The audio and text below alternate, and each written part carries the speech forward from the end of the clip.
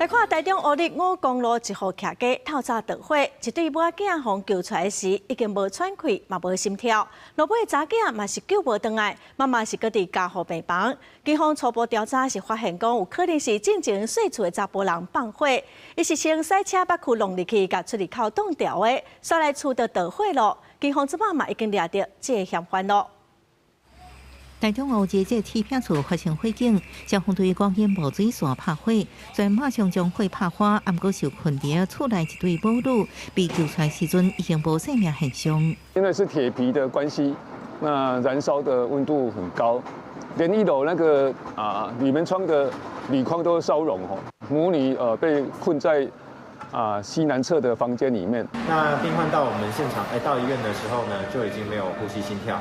那四肢及躯干外观上看起来都有一些都有很明显的2度以上的烧烫伤。经过抢救，17岁查某囝救无转来，50岁妈妈是转家护病房。这早透早2点左右，监视器翕到一台小车捌库进入乌日5公路这个巷仔了后，铁片厝就发生火警。警方透早4点外顺线找到赛车的姓柯的查甫人。你跟他深仇大恨吗？去死人呢！ 警方表示，姓柯查甫人有自伤的行为，就医了马上带去紧急侦讯。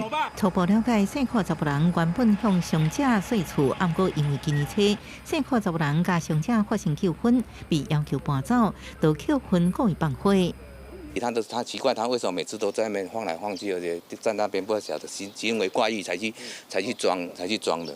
是因为装了之后才发现，对，才发现的，对。嫌犯他在那边租屋也租了20年，那一直到我们了解是到今年的7月份因为租赁纠纷，原屋主就请他离开，但我们了解后续他还是陆陆续续有回去搬离他的一些物品，所以跟原屋主有产生一些纠纷嫌隙，甚至于有时候会骚扰原屋主。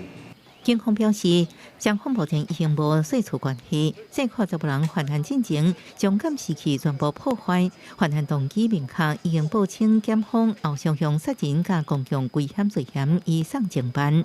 记者综合报道。